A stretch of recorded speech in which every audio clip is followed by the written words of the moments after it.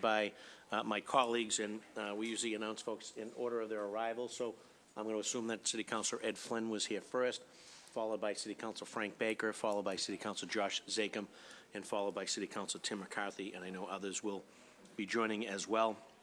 We are here today to discuss the following dockets. Docket 0671, appointment of Sammy Nabulsi as a member of the Municipal Lobbying Commission for a term expiring January 3rd, 2022. Docket 0672, an appointment of Stephanie Everett as a member of the Municipal Lobbying Commission for a term expiring January 3rd, 2022. And docket 0673, appointment of Vivien Li as a member of the Municipal Lobbying Commission for a term expiring January 3rd, 2022. These matters were all sponsored by Mayor Martin J. Walsh, referred to the committee back on April the 24th of 2019. And for background reference, last year on September 26, 2018, the Boston City Council passed docket 1148. It's an ordinance amending Chapter 2 of the City of Boston Code, ordinances regarding lobbyist regulation and registration. That ordinance requires new regulatory practices aimed at lobbying transparency and accountability.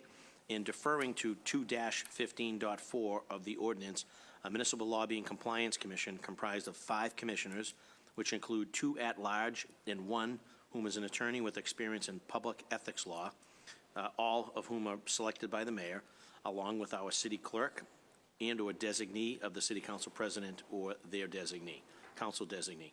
Purpose of this commission is to enforce compliance with the lobbyist regulations passed by the city council last year. Today joining us is our city clerk Maureen Feeney, along with the mayoral appointees, Sammy Nabulsi, Stephanie Everett, and Vivien Li. This hearing is streamlined on Boston City Council TV and is also being recorded and broadcast on Comcast Channel 8, RCN Channel 82, Verizon 1964, and all hearings are recorded. They can be viewed online as well. So unless my colleagues have any opening thoughts or comments on this matter, we can kind of get right into it. And I know that Councilor Feeney, former Councilor Clerk Feeney, has really been inundated now with the passage of the ordinance. So I want to get a perspective, I guess, as to what's working, what's not working. We obviously want to allow our candidates to introduce themselves as well and identify moving forward as to if there's anything that the committee needs to do to adjust or address to any of the concerns that our clerk will put forth, if any, that we're prepared to try to do that as well. So with that, I'll throw it over to the clerk for introductory comments, and then we'll get into the candidates. Thank you, Mr. Chairman and councilors and honored guests. I'm so looking forward to working with the commission. I think this is really groundbreaking legislation for the city of Boston. But I would also add to that that it is certainly not without its challenges. We began this process thinking that we would mirror the process at the state level and spent considerable time with Marie Mara, who runs the Secretary of State's lobbying division, and Laurie Flynn, who is Corporation Counsel. And they were tremendously helpful to us and really sort of guiding us as we moved forward to make sure that everything was documented. And so based on that information, we created a dedicated email where if anyone had questions about registering or had questions about the legislation, they could forward the questions. So we originally thought that we were going to just sort of lay down their system and apply this ordinance, but it's 2 totally different approaches to lobbying reporting. So when this was passed, there was a 6-month leadway. We began registration April 16th, which was, you know, the 6-month period had expired. And so we literally had to start from scratch, create our own system, our own forms, our own fillable forms, working with IT, who has just been extraordinary. But also because our department has adopted not just the INOVA system, but something called Hansen, which gives you a history of everything that we do. So like all of our business certificates, everything has the history of when the last time they filed. And so we felt that this was important to sort of make sure that all those systems, that we could create a process that would be able to fit into all those systems. So as we speak right now, the rest of the team is meeting with the IPS or Hansen team to, now that we've created the fillable forms, to actually see how we connect it to the existing systems. I can tell you that at this point, we have 362 people who have registered. Many of them are lobbyists, some are entities, and others are clients. 14 have not paid, so we have 348 who have actually paid and are registered and are waiting to begin the reporting process. The Commonwealth of Massachusetts has reporting twice a year. This particular legislation requires reporting 4 times a year, which is sort of a heavy lift because it's, along with just keeping up with all the reporting, we have new people registering at different times depending upon, you know, the topics that come before this body or come out of the mayor's office. So some of those individuals who have not paid are people who are seeking waivers, because we actually have waiver language for individual companies that exclusively take on clients that are not-for-profit. So in the interim, we have been seeking an opportunity to lean, if you will, on the law department to get some of the answers, because it is not the role of the clerk's office to interpret this law, but rather to implement the processing. We are, at this point, I will confess to you, we are not ready. Our forms are ready. We have created all the reporting forms that we had to create manually. And we've worked with the first half to get all fillable forms, so individuals will be able to do this right online. But as I said, we are now going into the next phase in connecting that to all the systems that exist now in the clerk's office. So we're hoping that today's meeting will be a very successful one. But the most needed influence to this legislation are the 3 amazing people that are sitting right here beside me. I'm honored to be in their company. I know they're all used to a lot of work, and I can assure you they are going to have a lot of work. I would just add that, you know, as we know, the mayor had filed a home rule petition. The council filed an ordinance. I would say to that, thank God, because it is amendable and fixable, as so often is the case. You know, what looks good in paper presented as an ordinance, when it's implemented, can have sort of surprises, shall we say. And because there's no threshold language here, and even in the language for the waivers, it's really left up to the clerk's office to grant those waivers. And, you know, our concern is that there be equity in that process. We have a lot of not-for-profits in Boston, and we want to make sure, if we start handing out these waivers, that, in fact, we are doing so as the law is written, or perhaps as the law may be amended. Because I think the issue is not just registering, it's all of those people that work as lobbyists for those companies. Do they only represent not-for-profit? So there's a lot of paperwork to all of this. Okay. And I think now that we will have the leadership of this commission, I know that was something that was brought forth by the council, and I just think it was such a critical component to the success of this language. So I don't want to take up any more of your time. If you have questions, I have a million answers. But we're just very excited about the commission coming together and looking forward to working with And obviously appreciate your comments and your feedback, because feedback's important for the council between theory and practice as you're seeing it play out. We're going to need that information if we need to make some amendments and adjustments on our side. And the only question I have on behalf of the committee is, how do you see the commission functioning in terms of roles and responsibilities and meeting frequency? Have any of those issues been discussed? Well, initially, I thought that the commission would serve as sort of the enforcement component of the legislation. And certainly, I do think that will be a major role. But as we know, the city of Boston has a cap of $300 fines. So this $10,000 number that floats around, the maximum of $10,000, as we know, had to be a home rule petition. And I know it has been forwarded by the administration for the legislature to take a look at this.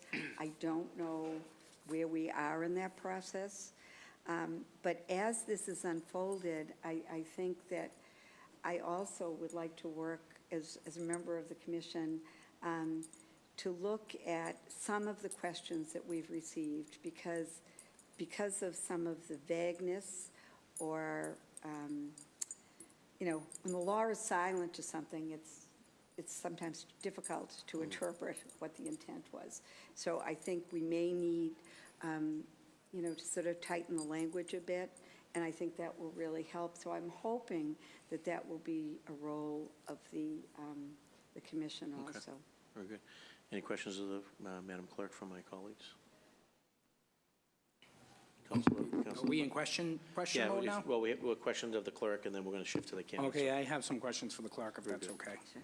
Councilor, recognize Councilor Baker. Good morning, Madam Clerk. Councilor.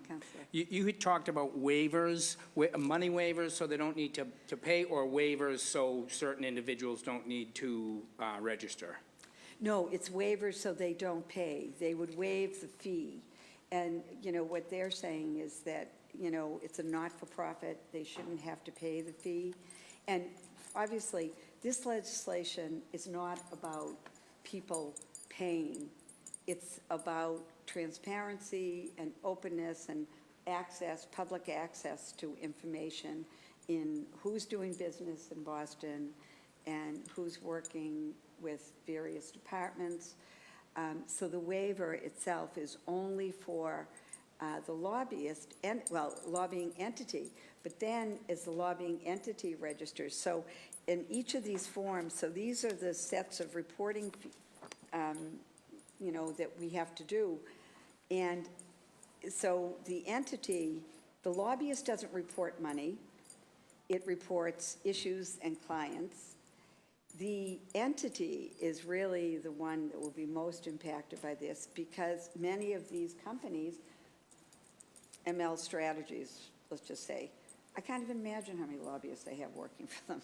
Obviously, they would not be a not-for-profit, but they will, each one of those lobbyists have to register separately. So even though you have the entity, each entity has to have the individual lobbyists register. So for some of these companies, it's going to be heavy lift. So, but the waiver is strictly for. And would that waiver trickle if there are violations, and would that waiver trickle down so they're not paying for a violation also? If someone gets a waiver, and I guess right. So here's the thing. The issues are going to change quarter to quarter. I mean, some things may be, for the whole year, but very often, City Hall tends to move a little at a faster pace in terms of, we get a piece of legislation, have hearings, do what we're doing, and then pass it. Whereas at the State House, you would have people perhaps reporting, and they may report for a year and a half, because they tend to have like the 2-year budget. And so it's a slightly different system.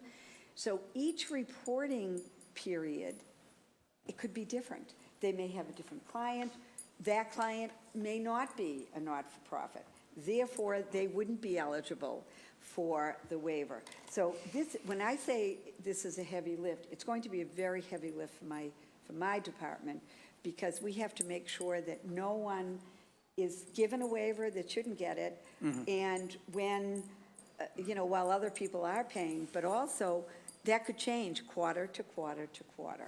So will the violations be waived also for those? No, Oh, okay. violations cannot, I don't believe violations can be waived. It'll be brought to the commission, is Okay, my understanding. and you were looking for some threshold language. What do you mean by threshold language? So in the state, the language says if you lobby, and it's, what is it, under $2,500 and 2,000 hours or something, I'm sorry, I should know that, but I. So amount of work and payment. So, yeah, so that doesn't count. You don't have to report that, because they had those thresholds. There is no threshold language here. So you have a conversation with someone. Some of the questions we've gotten are really interesting. One company, they don't lobby the city, but they work, it's actually a Cambridge company, and they work with the city, once something's approved, to work on the process. But he said, we don't lobby that department, it's just, we get retained to work the process, because that's what we do, and those are the services they render. But it's after a project has been approved, been, funded, and so it's a little, complicated, because there are no thresholds here. And any conversation could be viewed as lobbying. So if someone that isn't a lobbyist, isn't a lawyer, wants to help their neighbor through the process of an addition, they need to become a lobbyist and disclose meetings and... I personally disagree with that, but that's pretty much what the law says.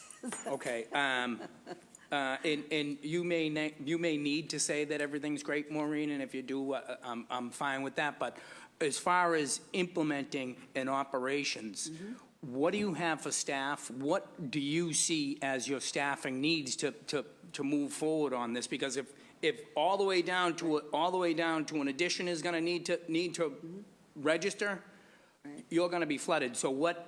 And again, if everything's perfect, it's perfect. But right. If you thought of maybe needing, what would your needs be? So because everything in our office is statutorily created, as you know, along with business certificates and physician certificates, domestic partnerships, all claims get filed with us. Trusts get filed with us. We also do public notices. Now, in any given day, especially budget season, you could have, I don't know how many public notices that get amended, or the information, the agenda gets changed. So, because under the open meeting law, as long as it's publicly noticed within that 48 hours, you can change the agenda. So our problem is everything is time sensitive. Everything, like all of our mail that comes in gets processed on the same day. Once we put that stamp that it has been received by the clerk's office, it gets processed. So, I know someone at some point said, oh, I need an attorney. I don't think we need an attorney. I think, with the commission, we'll have sufficient support there. The law department has been very gracious, trying to, answer as many questions as possible. What I would hope to see is just someone that could handle some of the front office stuff, because we still have the front counter, which is, Busy. it's always busy. We, and thank God we have Patty McMahon, who's been doing weddings for the last couple of years, because we just don't even schedule them, because we just have so much work. And everything has to be done within that time frame. So if I could possibly have just an individual, I don't need someone that would be, such a high price tag as an attorney, but if I could have someone that could help a little bit with the paperwork, that would be really helpful. Because one of the things that when we met with the state, they were very adamant about, they said, in other cities and towns, because it's a lot, they don't always really review them as closely as possible. And what both Marie and Laurie said to us is, you know, this is new legislation for the city of Boston. You need to make sure that you review the lobbyist, the entity, and the client. Are they all reporting the same amount? Are they all? So there is going to be a lot of paper. Even though it's all electronic, there's going to be a lot of work in terms of trying to. And there's no place in this ordinance that talks about operations or what it's going to need to, what it's going to cost us. So one of the things that we did do, we upgraded 2 individuals in our department to take this on because they're people that deal with legislation. So it was sort of like a natural fit, but they also are the lead people for the public notices and raffles, that's another thing, you know, all these things that happen. So, you know, they're up to the task, and we've been trying to train them as we go along. And of course, we're very, very anxious about the July 20th date, because that's when the reporting begins. So we have a lot of work, because once this gets approved, we still have to go back and test the system online to make sure that it really is as fillable and doable as we hope. Am I still okay, Mr. Chair? So with the nonprofits or maybe the advocacy groups, whether it's whatever the advocacy group is, Right. and they have paid advocates, people that are paid on staff that are organizing and filling rooms up with people and that sort of. Do those paid people have to register? Well, I hate to tell you this, but it's paid or non-paid. So you don't have to be compensated for lobbying. If you are, you know, don't fall off your chairs. Yeah. So that is the other piece of this. So it's not a case of, you know, Stephanie is lobbying for me and I pay her a certain amount. No, it is whether you are paid or not paid. And that's why this commission, working, I think, with Corporation Counsel, is really going to help us to give this a better shape, because at this point, everyone that walks into this building would have to register. If you would read this loosely, I know that's not the intent, but I do think, you know, and we've had a lot of pushback, and I'm sorry I'm taking so much time, I feel guilty, but we've had a lot of pushback from attorneys who represent people at the Board of Appeal. It's a publicly noticed meeting, which this speaks to in this language. It's a publicly noticed meeting. The decisions are made in public. Should their attorneys, do they have to register as lobbyists? Well, it goes on to say, if there's a private meeting involved in that process, you do.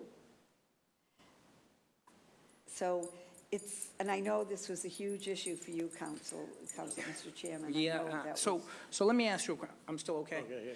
Let me ask you a question. As an elected official, in a time of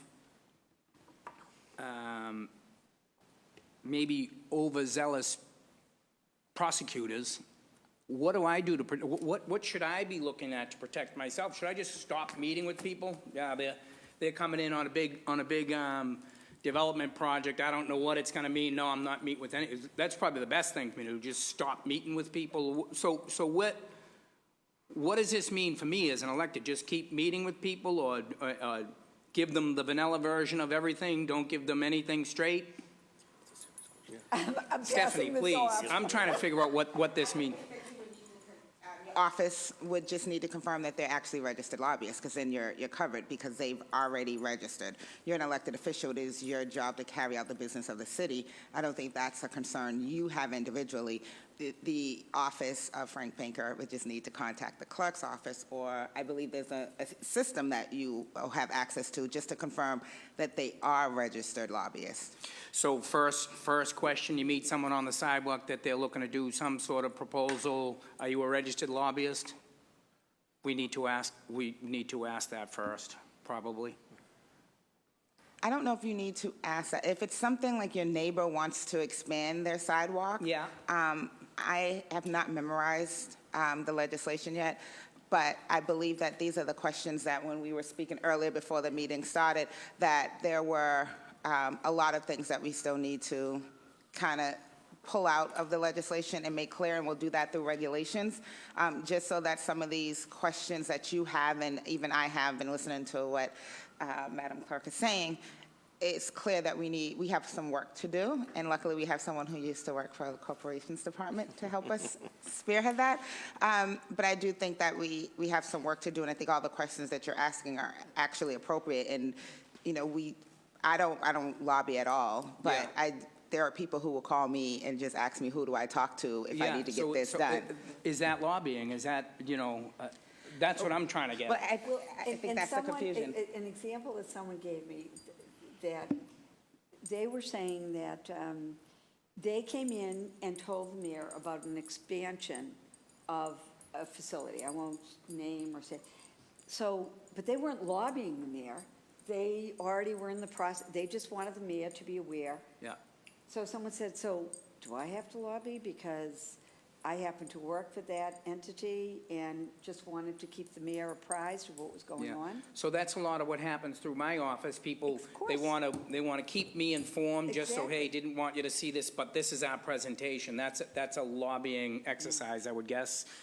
So that's been I think the difficult part for me, and I'm hoping these fabulous people have some answers, is what is informing and what is lobbying? And I think that when I talked about having no parameters, I think that's where this language, if we can just tighten it up a bit so it's a little clearer, because that's your job. I mean, you Yeah. can't go to church without people coming out. I've had, you've had people coming back. Is the with priest a pneumonia. lobbyist if he's asking me to help, where does it end? Right, I know.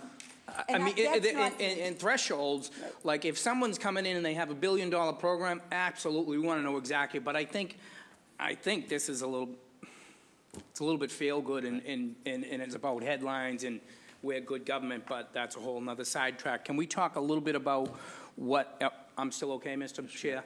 Can we talk a little bit about the role of the board? What do you guys have to kind of build this from the ground up? What do you see as your role, and anybody that wants to answer?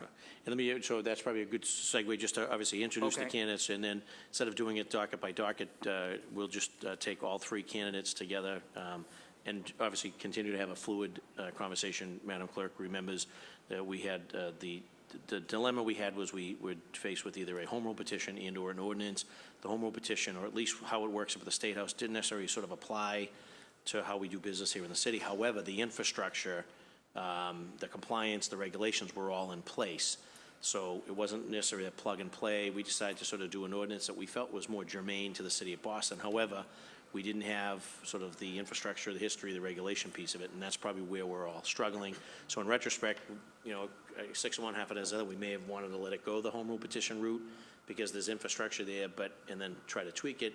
Madam Clerk mentions that once it goes up there, it's not amendable, and we're not really able to put our own touch on it. So we were in this, prior to you folks being appointed as commissioners, we were sort of in this conundrum as a council as to, do we sort of just follow the lead as our counterparts up at the state, even though those regulations, big pieces of it, didn't necessarily apply to how business is conducted here at City Hall, BRA, 1010 Mass Ave, et cetera, versus creating something that we thought would be more consistent with how we do business, but not having sort of that back office support, if you will. And so sort of here we are today, and which is helpful, obviously, that the clerk is starting to see things, and you three folks will, in your capacity, will assist in that effort to give us some of that feedback and the tools that, and the resources that we need to maybe make some amendments, which is to the point that Councilor Baker is making. So I'll speak for myself, obviously, knowing all three of you personally. Your commitment to the city has been tremendous, knowing you all in both a personal and professional capacity, so all very well suited to serve in this capacity and role on behalf of the mayor and on behalf of sort of this new world of the lobbying ordinance that we have in the city of Boston. So I'm satisfied based on, I have with the resumes that are here. My colleagues will be here to ask any very specific questions. The question right out of the gate, Councilor Baker mentioned, is sort of I guess, what's your understanding, I guess, of the role of the commission? How do you intend to sort of carry that function out? And I also know that I think one was set aside for the attorney with the experience in public ethics law. I know that I'm staring at 2 out of 3 of you are attorneys, both Stephanie and Sammy. Is anyone sort of carrying that mantra as the one with the public ethics law experience? I'm happy to. Whatever you- I assume, I don't know Stephanie's background. While at the City of Boston Law Department, I did over all 3 years counsel all the city's department heads, staff, and then also the members of several boards and commissions on their obligations, rights, and prohibitions under Chapter 268A. And so I'm assuming that that's going to be you for the starters. I know Stephanie has a pretty extensive legal background as well. Yes, I've done more on both like a candidate side as well as, I worked in the state for 12 years. So I've had to do a lot of this training, working, and my first job at the state was at Massport, and the attorney I worked for ended up being the state ethics commissioner, Karen Nober. So we did a lot of work when she was at Massport on these issues. So I'm definitely aware of what they are and the challenges to them. And senior roles at the state required you to really know them intimately. Right. And this commission obviously will be a case of first impression. It's the very first one formed. So I guess the duties, the roles, the responsibilities, the frequency of meetings will sort of be left to the commission and to the clerk. And so I don't know if you have any initial thoughts as to how you guys sort of perceive it coming to light. You have the floor to say that, and then we'll get into some questions and answers. So, Yeah, I mean, I just quickly want to say, you asked a very important question, Councilor Baker, which is, what do you see as the role of the commission? First and foremost, I want to echo what Clerk Feeney said. Once this is up and running, a very and probably primary role of the commission will be enforcement of the ordinance. But I think there's a really important task before that, which is rulemaking. I think probably almost immediately what the commission should start with, and working very closely with Clerk Feeney and then also any members of the law department that are assigned to the clerk's office and the commission, is to create, promulgate, and then obviously get public comment on rules that interpret this ordinance. I think things that need to be covered, there certainly needs to be clarification on some of the issues that you raised, Councilor Baker. What falls under lobbying activity? I don't know that I read the ordinance to say that any communication to an elected official triggers lobbying, but that will require some clarification from the Lobbying Commission. I think that there needs to be a process developed for what does the investigation enforcement look like, making sure to provide an opportunity for nonprofits, lobbying entities, lobbyists, and clients to make their arguments before the city takes any enforcement action. And then finally, what does enforcement look like? You guys know better than I do. Municipal enforcement is very tough. Unfortunately, under our system of government in Massachusetts, unless the state gives the city of Boston the authority to fine directly, enforcement, especially fine collection, is very difficult for the city. And so I think part of the promulgation of regulations will require the commission to think creatively and establish a line of communication, probably with the law department and the clerk's office, to make sure that there is effective and immediate enforcement of the commission. We can actually collect fines or take any other appropriate action that the ordinance provides for. And then certainly after that, I think the commission can be very effective working with the clerk's office again, and then educating people on what the regulations are and what the ordinance says. So I think, if I were to summarize what is the role of the commission, this is just my opinion. I think it is rulemaking. I think it's education and enforcement. good. Stephanie, any thoughts? I don't disagree with that. I think my biggest part for me, I think, is the education. Just there are so many questions. Having a frequently asked questions section that would alleviate some of the stress from the clerk's office. I know that Councilor Baker was talking about whether or not there was enough support. I think that if we do our job effectively, we can eliminate some of the calls that the clerk's office may receive, and just helping to create a process that works really well and streamline some of the information that is coming into the clerk's office that actually could be answered other places. I know that there's an application started, but just looking at that. So I do agree that we are about education, the rules, and the enforcement.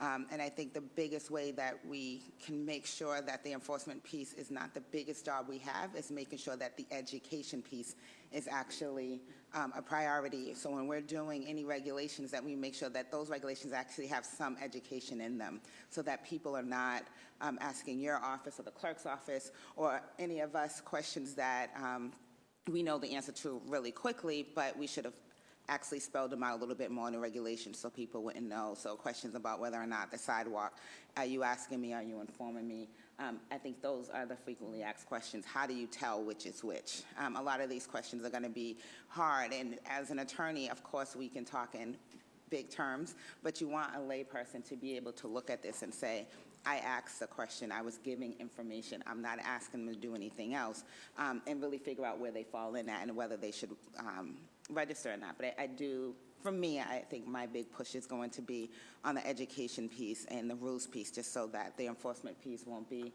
every day for the commission. Great. And Vivien, any thoughts from? So as a non-attorney, I actually have was it okay if I read a Sure, yeah. brief statement? Thank you for this opportunity to be before you today. The Lobbyist Registration and Regulation Ordinance is an important measure in ensuring continued good government and greater transparency in lobbyists' activities on the local level. I am honored to be considered for the Municipal Lobbying Compliance Commission, which will promulgate regulations for the administration of the ordinance, as well as help to ensure compliance. I will approach the important work of the Commission from two perspectives: as someone who has been part of administrative bodies, but also as someone who has been subjected to public disclosure regulations. This is the inaugural Municipal Lobbying Compliance Commission, and over the years, I have served in different capacities in first-time efforts. I served for 15 years as the Massachusetts Senate President's designee on Mass Development's Brownfields Advisory Group, including since its inception. Over that 15-year period, we helped to set up the framework for the allocation of brownfield funds throughout the Commonwealth and made recommendations to ensure fair distribution of funds as well as the recapitalization of the fund itself.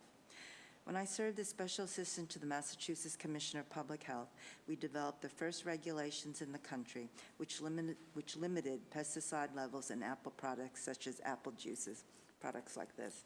Epidemiological studies showed that children, particularly younger children, consume a large amount of apple products, and the pesticides levels are disproportionately concentrated in their bodies because of their small size.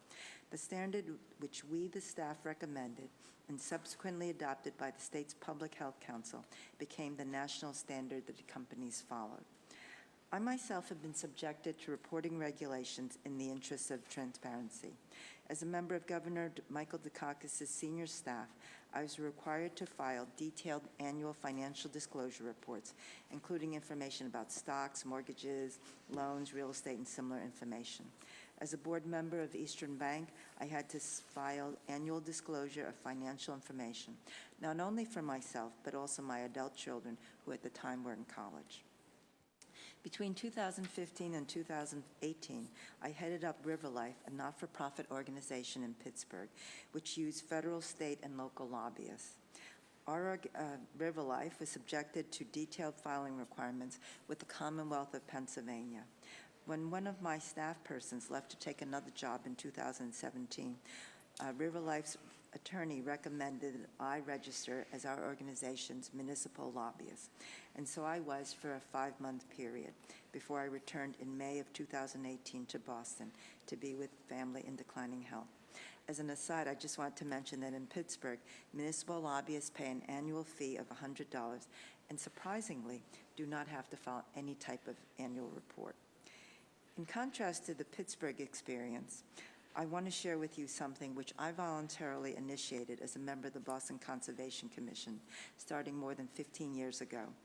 Although not required to do so, I would say at the start of every individual hearing, and a meeting could have more than one hearing, sometimes as many as 8 or 10, I would always say, for the record, X, Y, and Z Company is a dues-paying member of my employer, the Boston Harbor Association. I think that practice continues today on the commission level, and it's voluntary, but it's something that we do basically for transparency. Let me conclude by saying that while I'm a strong advocate for the public interest, I think I'm also regarded as being very fair. I say that having been appointed by 3 different Senate presidents to Mass Development's Brownfields Advisory Group, serving on 3 gubernatorial transition committees, including that of 2 Republican governors, and being appointed to the Boston Conservation Commission by 2 mayors. Thank you. Very good. Thank you, Vivien. Any questions of anyone's resumes? Council Flynn, any comments? Thank you, Council Flaherty. And first, I want to say thank you to Clerk Feeney for her excellent leadership on this important issue. And this commission is in great hands under the leadership of Clerk Feeney. And I had a chance to review the 3 resumes, but more importantly than that, I had the chance over many years to interact with the 3 nominees, and they're very committed to the city of Boston, dedicated to the residents of Boston, great educations, backgrounds, work experience. So I'm looking forward to supporting this when it comes up, Mr. Chairman. And I know the city, the residents of Boston have 3 excellent leaders that will soon join the commission. So I'm looking forward to working closely with you. Thank you. Thank you. Not having spoken, Councilor Zakem, any comments at this time? Very good. Thank you. Councilor Baker, any follow-up? Oops, so my apologies. Councilor Wu has joined us. We're joined by my colleague, City Councilor Michelle Wu. Any comments at this time? Good afternoon, everyone. I'm sorry I missed the earlier comments. I actually know the 3 of your backgrounds very well and have known you in various capacities. Thank you, Madam Clerk, for all of the work that you are putting in. We've been trying to get you more support even to do that work. I guess my one question was around involvement with other city or municipal entities. You know, for example, I know, Sammy, we were just having a similar conversation around BIDFA. Could the 3 of you just specify, are you sitting or nominated for any other boards or commissions at the city right now? Well, I can go. Yes, so I serve right now underneath the Boston Employment Commission.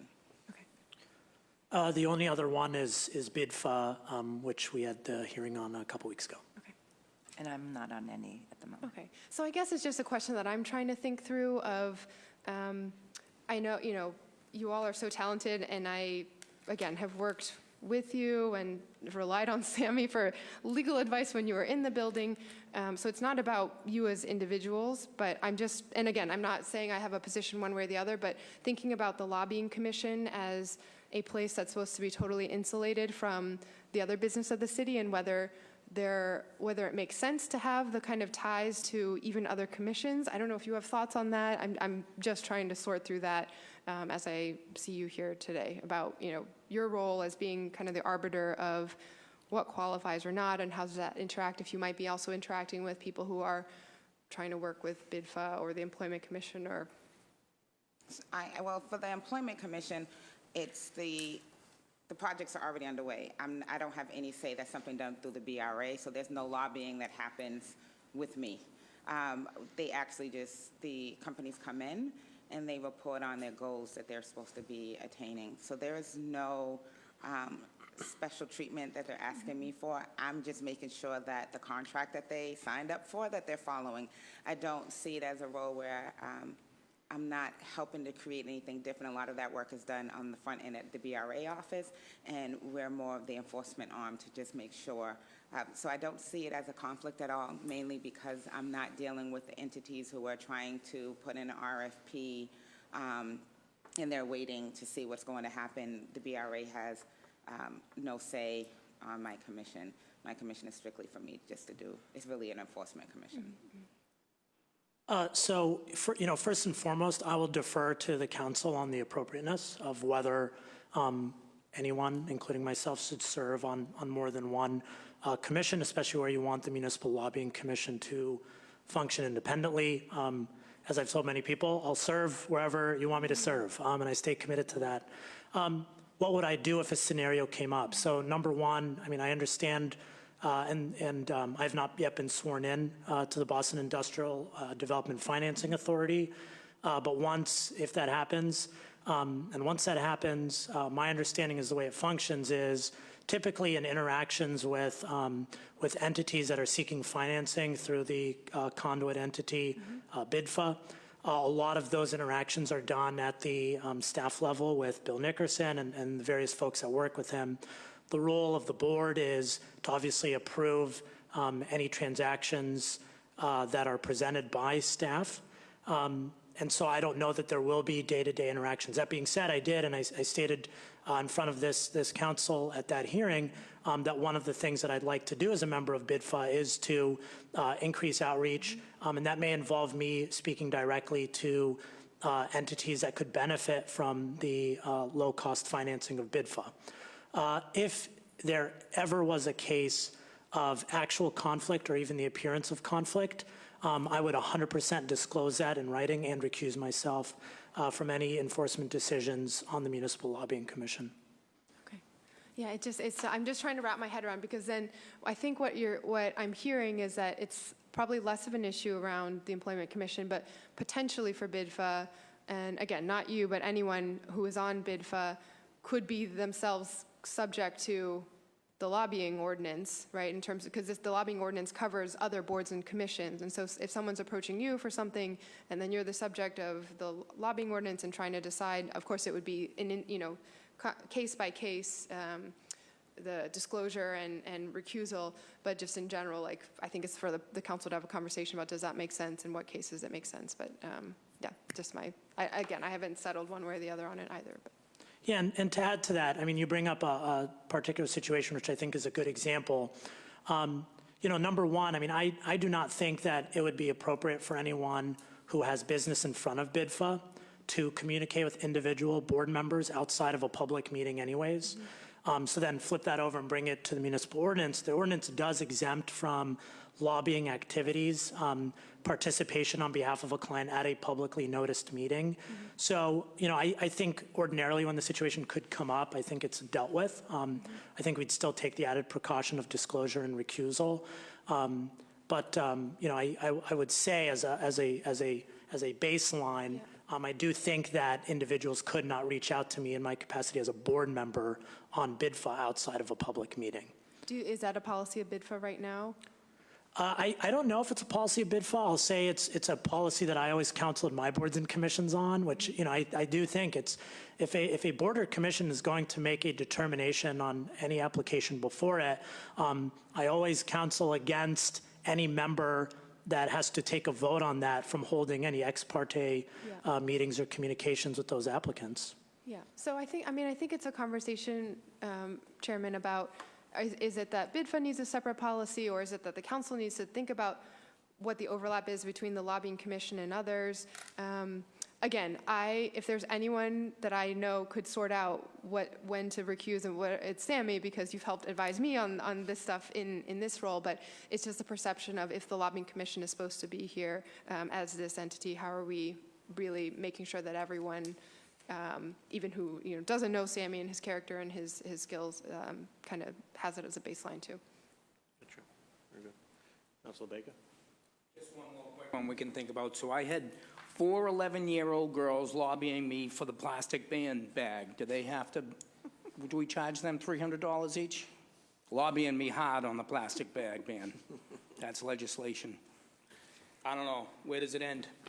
Thank you. I think that's what our job is, to make sure that there is an end. Yeah. Thank you. And I think one of the things we talked about when we were talking about the ordinance is that some of our nonprofits, they do phenomenal work here in the city. They're great partners for us, but they're pretty adept and strategic in their lobbying efforts, and receive grant money and funds from a whole myriad of different areas. But they also have been known to sort of put the hard sell on. And we saw this council, whether it was through the Airbnb issue, where the short-term rentals were loaded up with lobbyists, and obviously area residents came in. The council sided with the residents of the city over the sort of high-powered hired guns. very similar to the pipeline issue over in West Roxbury, where the utility companies come in, high-powered and rare and ready to go. This council stood with the neighbors, but both of those efforts were huge on behalf of the community, but also the nonprofits. So, who arguably would, I guess, get a waiver potentially, or so we wanted to be really cautious of that. A lot of our groups and organizations here in Boston, again, doing great work, but they come here pretty regularly, and they have an agenda, and they have items on their list, and they have people that they need to see, and there are votes that come forward that pertain to initiatives and legislation that they are pushing. We wanted to make sure that this was all-encompassing, that we were catching them as well as also catching the high-powered lobbyist that's out there as well. So food for thought. When you're sort of taking a look at applicants or proponents, that nonprofits, particularly in Boston, are pretty savvy and skilled at what they do, and they're not bashful about coming down here, knocking on doors, making phone calls, and as they should, advocating for their position, advocating for their client and or their clientele of folks that they're serving, that they're an equal partner, I think, in this discussion as well. So any final thoughts on the three candidates? So obviously, we'll look forward to putting a committee report together. We'll take into consideration, obviously, Councilor Wu's issue that she had addressed, and then, again, the resumes speak for themselves, as do your commitment to our city and your willingness to serve. That's a big piece of this. So thank you for putting yourselves out there and for being willing to serve in this capacity. This is a pretty important, again, case of first impression, so we want to make sure we get off on the right foot, and whether it's through, as Sammy had stated, the need to sort of create some of these things and to close some of those gray area and those loopholes. It's going to be the challenge, I think. And then as you get some time at this as commissioners, then bring that feedback to us, because there is a big gap between sort of theory and practice. Clerk Feeney is starting to see things that are in front of her. Right now, we're registering quarterly. Does that make sense moving forward? Should it be biannually? Should it be annually? Should it continue to be quarterly? Those are the things that we're going to need to continue to do to make sure that it's, we're getting the information, that it's an open and transparent process, but that it's not overly burdensome or onerous or costly for folks, and also to address Councilor Baker's concerns as to that ordinary citizen or that group or that organization that's stopping you at an event, wants to tell you a little bit about their proposal or their program, or they may have something before the city in some capacity that they'd like to be heard on it, and what can and can't we do. So you got to help us iron out a lot of those details as well. So is there anything further from my colleagues? Any additional comments or suggestions, Councilor Wu? Just through you, Mr. Chairman, I just want to put on the record that the Dorchester Girl Scouts would actually be exempted from the ordinance because there's an exemption for volunteers affiliated with nonprofits, but Very good. just FYI. Thank you. Exclusively, very good. And Councilor Flynn, well, very good. So I thank you for your time and attention, Madam Clerk, Sammy Nabulsi, Stephanie Everett, and Vivien Li, with respect to docket 0671, 0672, and 0673, which is they're the appointments for members of the Municipal Lobbying Commission for a term expiring January 3rd of 2022. The Committee on Government Operations is adjourned. Thank you. Thank you. Thank you.